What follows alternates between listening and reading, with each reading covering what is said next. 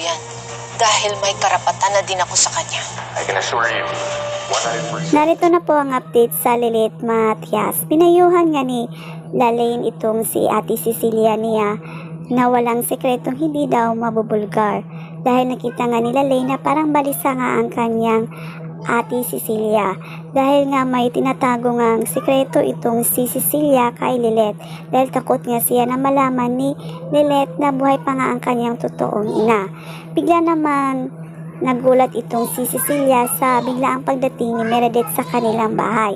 At dito nga sinabi ni Meredith kay Cecilia na oras na malaman niya ang resulta ng DNA ay sisiguruduhin daw niya na sasabihin niya ito kay Lilith dahil may karapatan naman daw siya bilang ina nito. Samantala, habang kausap nga ni Court itong si Lilith sa cellphone ay narinig naman ni Ira ang pinag-usapan ni Court at may balak na naman itong masama itong si Ira. At yan po ang pakaabangan natin sa Lilith Matias.